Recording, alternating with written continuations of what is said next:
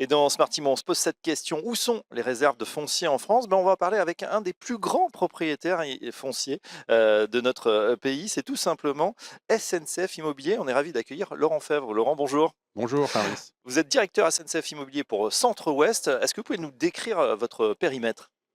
Alors oui, SNCF Immobilier, en fait, on connaît évidemment, tout le monde connaît Oui, ce que fait la SNCF. Évidemment, pour accompagner les 150 000 cheminots qu'il y a sur tout le territoire, il faut de l'immobilier. Il faut un certain nombre de bâtiments dans lesquels on va faire l'entretien de notre patrimoine, dans lesquels on va loger du tertiaire, dans lesquels on va faire toutes les activités qui permettent de faire fonctionner les trains. Donc sur notre territoire, Bretagne, Pays de la Loire, Centre-Val de Loire, c'est 900 000 mètres carrés qui sont justement à disposition des cheminots mmh, et de notre activité. Donc ça peut aller de technicentres industriels, comme on a sur Saint-Pierre-des-Corps, qui sont des cathédrales du rail sur 25 hectares, avec une usine dans laquelle travaillent 1000 personnes, qui voit entrer des trains en opération de mi-vie et qui ressortent après plusieurs dizaines de millions d'investissements quasiment comme neufs, par des locaux dans lesquels on va loger les collaborateurs qui prennent leur service pour aller faire l'entretien oui, des voies, des rails, des caténaires, et puis évidemment le tertiaire. mmh. Et puis on a plein d'autres patrimoines en fait qui souvent est méconnu. On a notre propre restaurants d'entreprise, nos centres de loisirs, nos activités médicales et sociales. Et donc, sur l'ensemble de nos 900 000 mètres carrés, pardon, on loge toutes ces activités-là. Très Donc, bien. on est le deuxième propriétaire après l'État de foncier. On a 3500 hectares de foncier sur le territoire centre-ouest, et puis 900 000 mètres carrés de bâtiments. Alors, justement, un 2e propriétaire français foncier, derrière l'État, c'est énorme, surtout, à l'heure du ZAN, du zéro artificialisation nette, où on se bat pour avoir ce foncier, qui est réhabilité. Et il y a un formidable exemple, ici même, sur l'île de Nantes, où nous nous trouvons aujourd'hui au Forum des projets urbains. Expliquez-nous qu'est-ce que vous aviez à l'époque et comment ça s'est transformé? Alors, c'est en effet un lieu emblématique pour nous, hein, sur la ZAC de l'île de Nantes. Il y a une vingtaine d'années, c'était à peu près 35 hectares, et Oui, il y a une dizaine d'années, 25 hectares qu'on avait en fait sur ce secteur, que l'on a remis au pot, excusez-moi l'expression, auprès de la Samoa et évidemment de la métropole, pour pouvoir y construire ce qu'on voit autour de nous. mmh, Et donc, un site qui est sorti de terre, le CHU, qui va également bientôt être construit. Donc c'est une participation de SNCF pour reconstruire la ville sur des friches industrielles.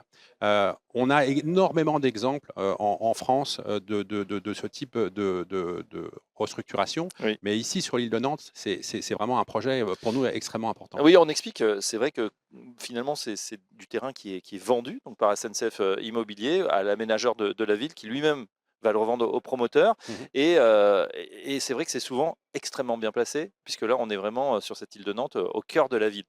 Oui, oui, on avait ici même une gare de Nantes-État qui, pendant des dizaines d'années, a vu des flux de voyageurs et de marchandises, hein. On était vraiment sur ici un site plutôt de marchandises avec les anciens dépôts de la Cernam. Ouais.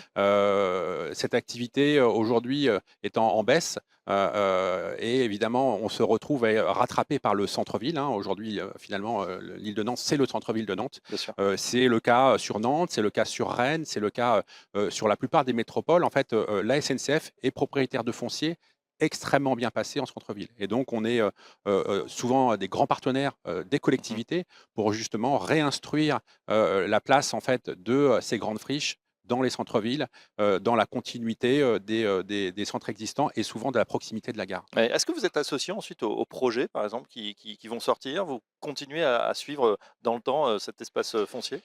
Alors parfois oui, ici pas forcément, mais par exemple, on a des sites sur lesquels nous derrière nous allons être locataires. C'est-à-dire que, Oui. en ce moment par exemple sur Nantes Moutonnerie, nous sommes en cours de réflexion sur, des sites qui sont encore aujourd'hui ferroviaires, sur une transformation de ces sites pour pouvoir à l'avenir peut-être nous être locataires et aller y loger des activités de la SNCF. Très bien. Un autre site sur lequel vous travaillez, ici sur Nantes ou l'agglomération? Alors, il va être présenté aujourd'hui un certain nombre de sites lors des projets de projet Forum urbain.